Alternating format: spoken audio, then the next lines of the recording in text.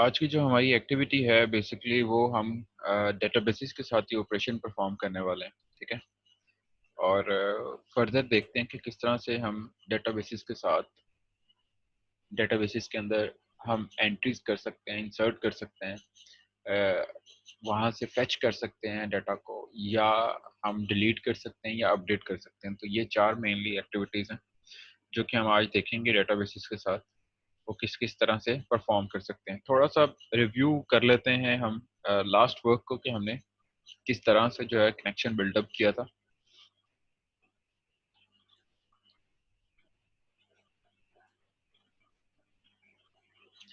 ठीक है जी, हमने एक डेटाबेसिस के नाम से एक फाइल बनाई थी और उसमें हमने क्या किया था,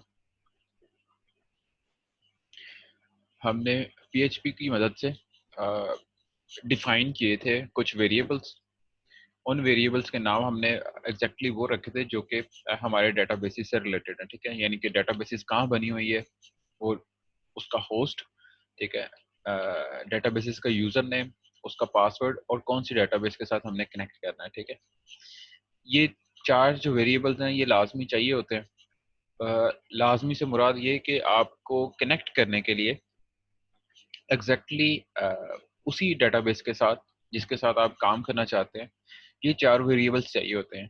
अगर आप नई डेटाबेस बनाने वाले हैं या आपको नहीं पता है कि किस डेटाबेस के साथ कनेक्ट होना है और आप नई डेटाबेस क्रिएट करके नए टेबल्स बनाने वाले हैं, तब आपको ये चौथा जो वेरिएबल है डेटाबेस का नाम, उसकी ज़रूरत नहीं होती।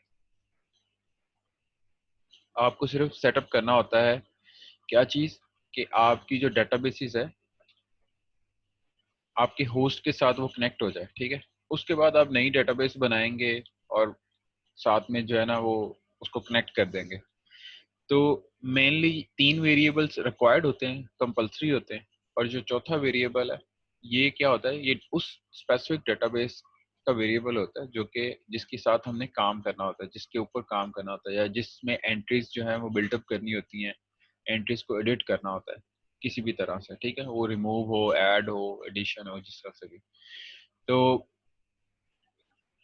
हमने लास्टली दो मेथड्स देखे थे। हम किसी एक मेथड को चूज करेंगे और उसी के ऊपर जो है ना कंटिन्यू रहेंगे, ठीक है।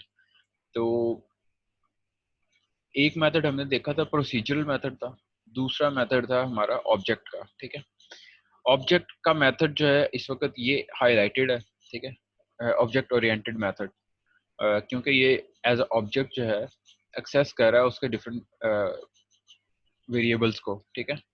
तो सबसे पहले क्या होता है कि माई एसक्यूएल आई के साथ हम एक कंस्ट्रक्टर कॉल करते हैं और वो क्या करता है, वो बेसिकली इस मेथड की मदद से हम इसको होस्ट, यूज़र, पासवर्ड और डीबी जो हमारे वेरिएबल्स हैं वो पास कर देते हैं और गेट कर लेते हैं कनेक्शन के अंदर कि वो हमें रिटर्न क्या कर रहा है, ठीक है। ये बेसिकली एक ऑब्जेक्ट होता है कनेक्शन, ठीक है, जो हम क्रिएट कर रहे हैं एसक्यूएल का, ठीक है।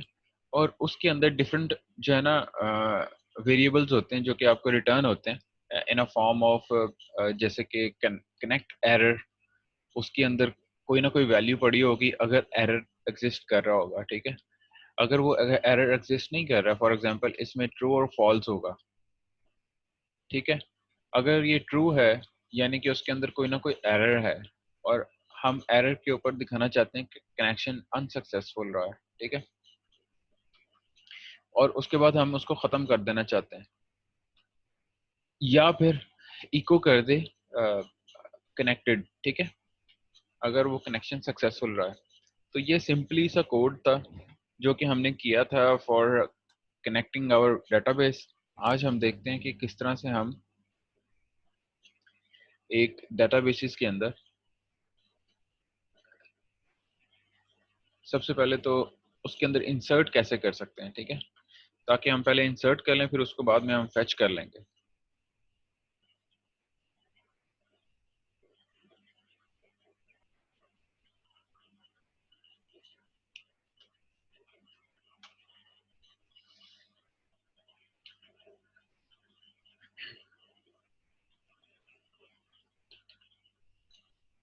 ये जी लोकल होस्ट में ओपन किया क्योंकि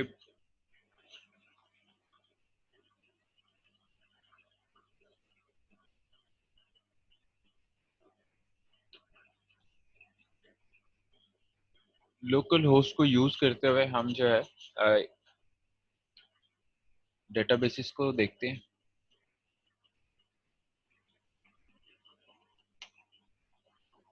और इसमें से जो हमने जो डेटाबेस क्रिएट की थी वो हमारी है वेब डेव, ठीक है।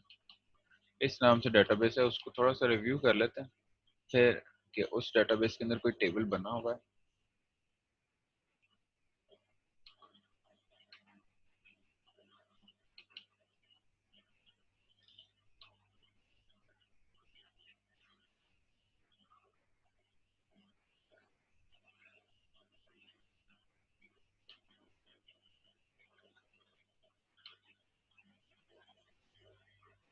अच्छा, इसके अंदर कोई भी टेबल जो है ना वो ऑलरेडी बना नहीं हुआ, तो हम इस तरह से करते हैं, एक टेबल क्रिएट कर लेते हैं। और टेबल किस तरह से क्रिएट करना है उसके दो तरीके हैं। एक तो आप माई सीक्वल के अंदर आके, sorry my PHP my admin के अंदर आके यहाँ पे GUI के साथ भी क्रिएट कर सकते हैं। दूसरा वे ये हो सकता है कि आप वहाँ पे कोड करते हैं, ठीक है। तो हम अभी कोडिंग की तरफ नहीं जाते हैं, यहाँ पे आप लिख सकते हैं, वो मैं आपको बताता हूँ कि वो कौन सी स्टेटमेंट्स होंगी जो आप लिख सकते हैं, ठीक है। अभी हम GUI में रहते हैं और GUI में टेबल क्रिएट करते हैं with the name of employ. Employ का टेबल क्रिएट करते हैं, उसके अंदर हम उसकी 4 कॉलम्स क्रिएट कर लेते हैं, उसकी आईडी, उसका नाम, उसकी डेजिग्नेशन, और साथ में उसका सेल नंबर। ये 4 जो है वो एंट्रीज कॉलम्स क्रिएट कर लेते हैं उसके।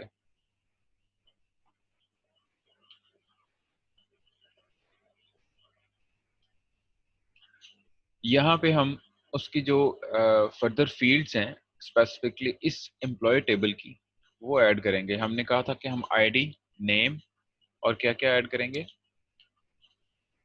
आईडी, नेम, डेजिग्नेशन और साथ में उसका सेल नंबर, ठीक है। तो यहाँ पे हम आईडी लिख देते हैं,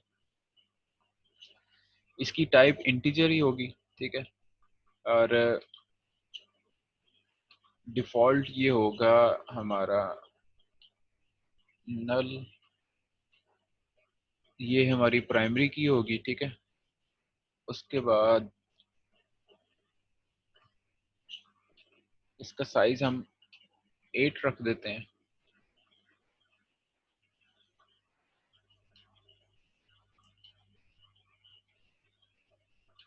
यहाँ पे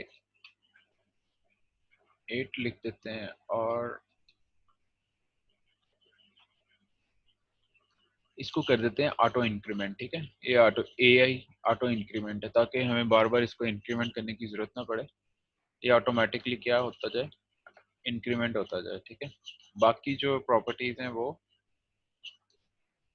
हम उसको वक्त के साथ एक्सप्लोर करते जाएंगे क्या क्या है, ठीक है जी। आईडी के लिए हमने क्या किया कि इंटीजर टाइप का 8 उसकी लेंथ रख दी है, प्राइमरी, और साथ में ऑटो इंक्रीमेंट कर दिया।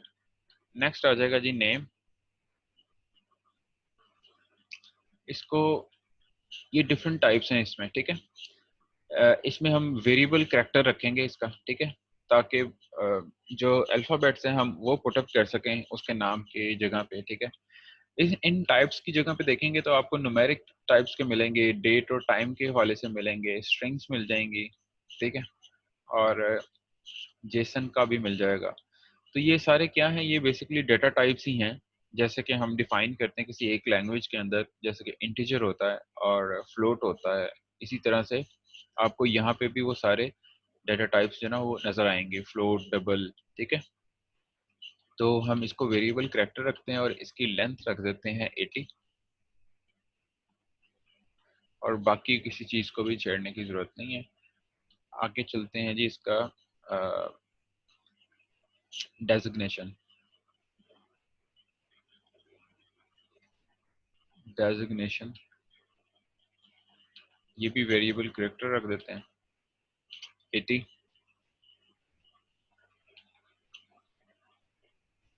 सेल, सेल क्योंकि आपका इंटीजर टाइप ही होगा, यानी कि आपके अल्फाबेट्स ही होंगे, तो आप उसको इंटीजर रख सकते हैं।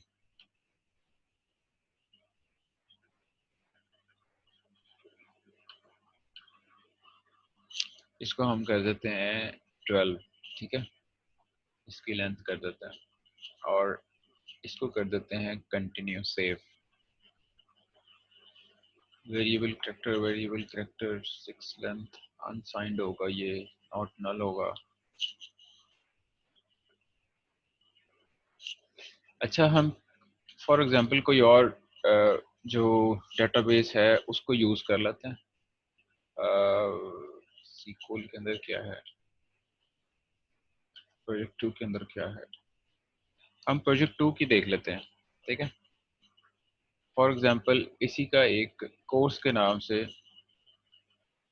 जो टेबल है उसको ओपन करते हैं।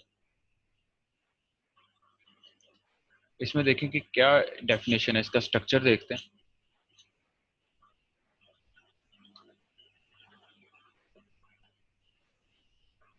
स्ट्रक्चर में देखेंगे किस तरह से डिफाइन है जी। ये प्राइमरी की है, इंट 8 उसकी वेरिएबल है, ठीक है, उसकी लेंथ कितनी है 8 डिफाइन की हुई है, और साथ में क्या है, टाइप उसकी इंटीजर है, ठीक है। नल नन, डिफॉल्ट नन, एक्स्ट्रा क्या ऑटो इंक्रीमेंट करेगा, और साथ में क्या कोर्स नेम दिया हुआ है वो है वेरिएबल कैरेक्टर, ठीक है। और ये नन, और कोई एक्स्ट्राज नहीं है इसके। ये दो डेफिनेशंस हैं, ठीक है। तो हम क्या करते हैं कि इस स्पेसिफिक डेटाबेस को लेके कोर्सेज के नेम ऐड करवाते हैं, ठीक है। तो प्रोजेक्ट 2 के साथ कनेक्ट करते हैं, और सिंपली हमें क्या करना पड़ेगा हमारे कोड पार्ट पे कि यहाँ पे जो वेब डेव लिखा है यहाँ पे हम लिख देंगे प्रोजेक्ट 2, ठीक है। पहले इसको टेस्ट भी कर लेते हैं कि ये हमारा कनेक्शन सक्सेसफुल होता है कि नहीं। तो हम लोकल होस्ट पे जाते हैं और ये फाइल बनी हुई है हमारी,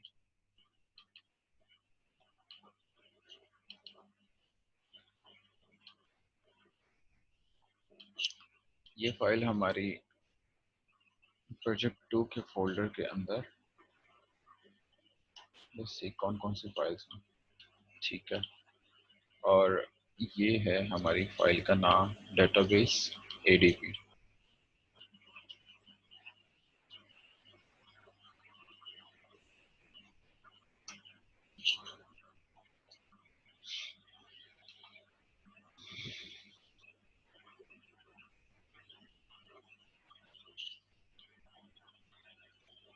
ये फाइल प्रोजेक्ट 1 में है।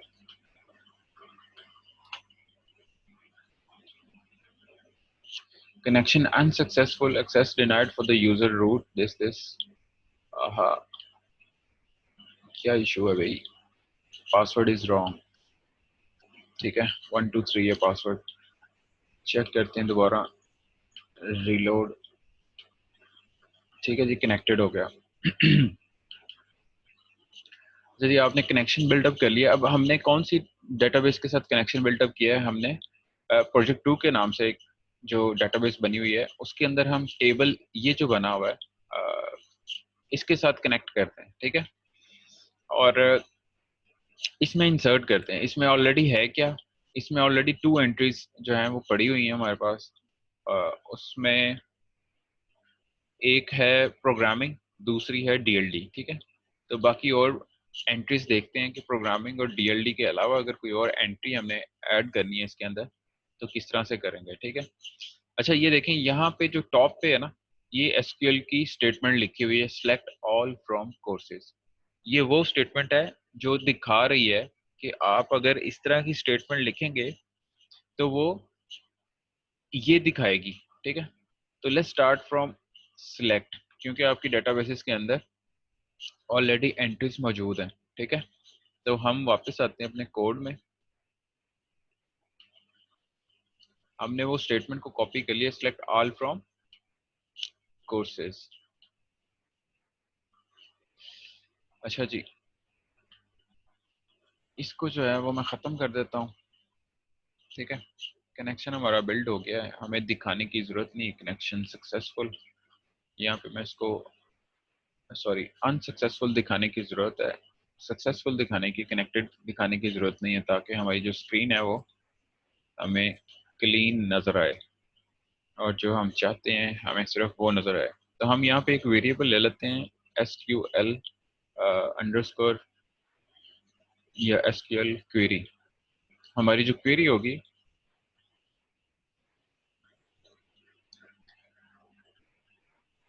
उसको हम एक स्ट्रिंग टाइप का वेरिएबल डिफाइन कर देंगे और उसके अंदर क्या लिखेंगे, सिलेक्ट। स्टैटिक का मतलब है ऑल। कहाँ से? फ्रॉम। हमारी डेटाबेस का नाम, सॉरी टेबल का नाम क्या था? COURSES, आई थिंक कोर्सेज है। हम इसको वेरीफाई कर लेते हैं।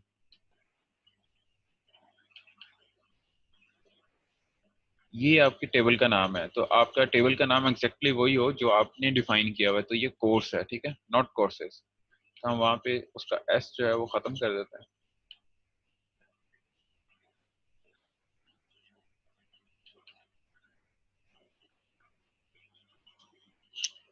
सिलेक्ट ऑल फ्रॉम कोर्सेज, ठीक है। इसको करेंगे हम। ये हमारी क्या है जी, क्वेरी रेडी है। इस क्वेरी को हम एग्जीक्यूट करना चाहते हैं, ठीक है। तो वो किस तरह से करेंगे? हम सिंपली क्या करेंगे कि एक मेथड है उसको कॉल करेंगे, ठीक है, और क्वेरी को रन कर देंगे। वो मेथड ये है जी कि किस कनेक्शन की मदद से हम किस, ये वाला जो ऑब्जेक्ट हमने क्रिएट किया था, ठीक है, ये हमारा बेसिकली डेटाबेसिस का ऑब्जेक्ट है जो बताएगा कि किस डेटाबेस के साथ कौन सी क्या चीज रन करनी है, क्या एग्जीक्यूट करना है, ठीक है। तो कनेक्शन, ठीक है, और ये मेरा ऑब्जेक्ट है। यहाँ पे मैंने क्या रन करना है जी, मैंने क्वेरी रन करनी है। क्वेरी के नाम से आपके पास मेथड है और इसमें आप ये बता देते हैं कि कौन सी क्वेरी रन करनी है। तो जो अभी ऊपर हमने वेरिएबल डिफाइन किया है क्वेरी का, SQL, वो हम बता देंगे, ठीक है। और ये हमें एक रिजल्ट प्रोवाइड करेगा जो कि हम सेव करवा लेंगे एक एक्स्ट्रा वेरिएबल के अंदर, ठीक है, सेमीकोलन। वो रिजल्ट हम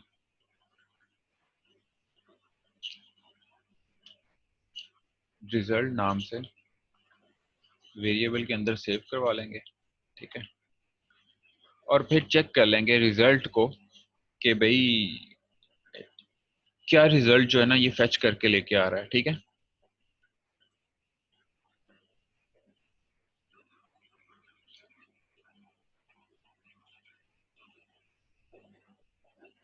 यहाँ पे हम इफ एल्स चेक कर लेंगे। इफ हम रिजल्ट्स की बेसिकली क्या करेगा ये, जब ये वाली स्टेटमेंट रन होगी, कनेक्शन क्वेरी, ठीक है, SQL क्वेरी, जब ये स्टेटमेंट रन होगी तब होगा ये कि अ, जितने भी रोज, जितने भी रिजल्ट्स लेके आएगा ये यहाँ से इन अ फॉर्म ऑफ रोज लेके आएगा, यानी कि आपकी मल्टीपल रोज होंगी, उतनी रोज होंगी जितनी यहाँ पे एंट्रीज हैं, ठीक है। एक और दो अभी यहाँ पे एंट्रीज हैं, तो दो रोज आपकी आएंगी, ठीक है। और ये क्या लेके आएगा, ये दो रोज लेके आएगा। हम इसकी रोज, नंबर ऑफ रोज जो है ना वो चेक कर लेंगे। अगर वो 0 से ज्यादा है मतलब कुछ ना कुछ डाटा इसके अंदर प्रोवाइडेड है। अदरवाइज अगर वो 0 से लेस, सपोज 1 से लेस है, यानी कि 0 के करीब करीब है, तो क्या होगा, इसका मतलब ये है कि ये हमारी इस टेबल के अंदर, कोर्स टेबल के अंदर कोई चीज भी नहीं पड़ी हुई, तो वो कुछ भी फेच करके नहीं लेके आया, ठीक है। तो हम ये चेक कर लेंगे रिजल्ट, रो साइज,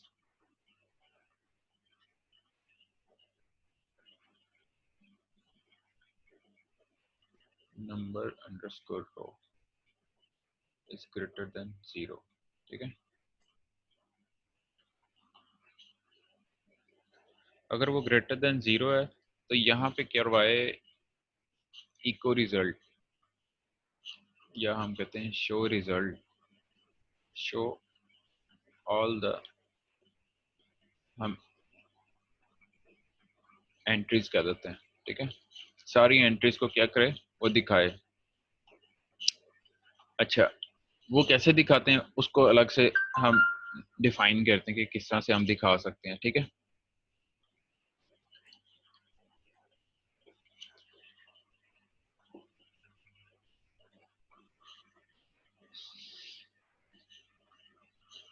यहाँ तक आप लोगों को समझ आ गई है। हमने एक क्वेरी जो है स्ट्रिंग की फॉर्म में डिफाइन की, ठीक है, सेलेक्ट ऑल फ्रॉम कोर्सेज। उसके बाद उस क्वेरी को हमने अपने डेटाबेस वेरिएबल की मदद से रन किया है इन क्वेरी मेथड, ठीक है। ये हमारा क्वेरी मेथड है और उसका जो भी रिजल्ट आएगा वो नंबर ऑफ रोज आएंगी मेरे पास, यानी कि रोज की फॉर्म में रिजल्ट आएगा, जो भी आउटपुट आएगी, ठीक है, जो ये मुझे रिटर्न करेगा वो मैं एक वेरिएबल रिजल्ट के नाम से सेव कर लेता हूँ और फिर चेक कर लेता हूँ कि अगर ये जो रिजल्ट है उसके अंदर जो नंबर ऑफ रोज हैं वो ग्रेटर देन 0 है तो हमें सारे रिजल्ट दिखा दो जो जो भी हैं, अदरवाइज हम क्या कहेंगे, एल्स। अगर वो ग्रेटर देन 0 नहीं है तो इसका मतलब है कि उसके अंदर क्या है कि कोई भी रिजल्ट नहीं है, तो इको कर दो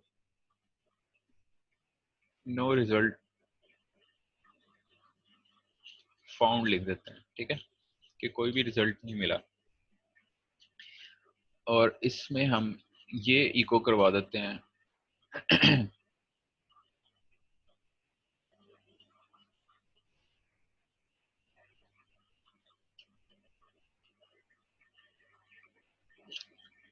रिजल्ट फाउंड।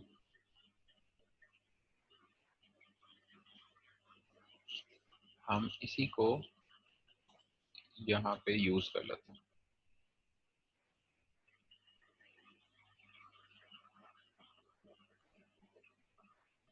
ठीक है। अच्छा, 34 लाइन पे एरर दिखा रहा था, इसको सेव करते हैं और चेक करते हैं कि व्हाट्स द आउटपुट, ठीक है। Reload, trying to get property this of non object. अच्छा, ठीक है, नो रिजल्ट फाउंड आ रहा है अभी। तो नो रिजल्ट के केस में हम इसका सिंगल कोड खत्म करके देखते हैं।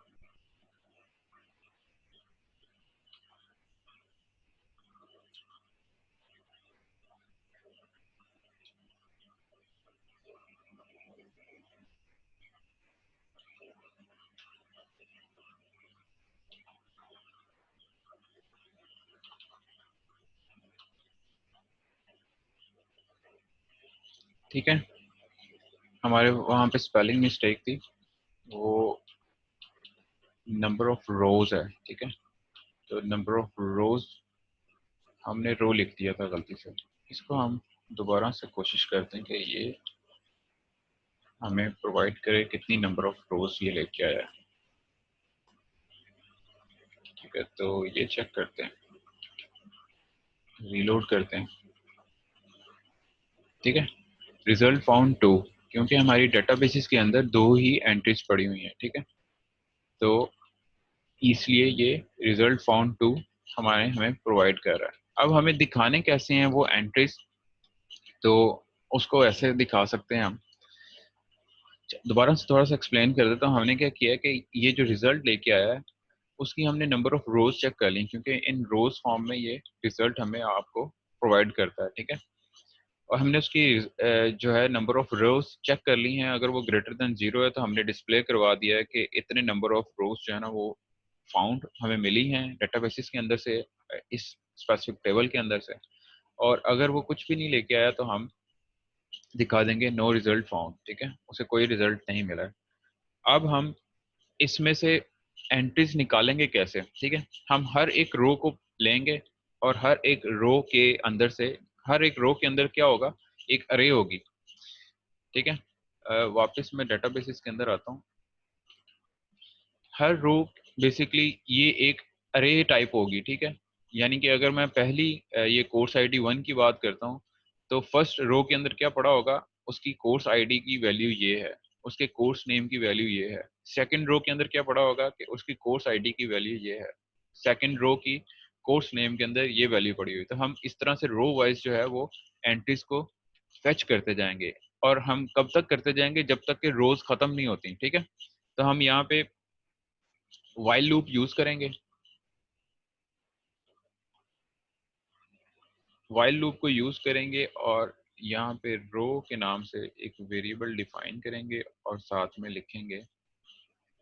ये बेसिकली हम इसी तरह से कन्वेंशनली यूज करते हैं सारा कुछ।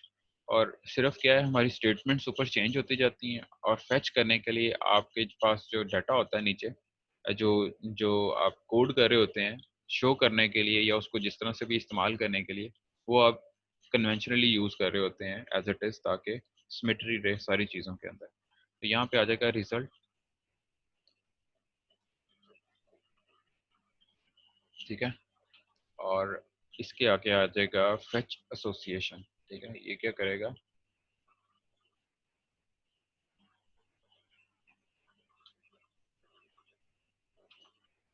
फेच करके लेके आएगा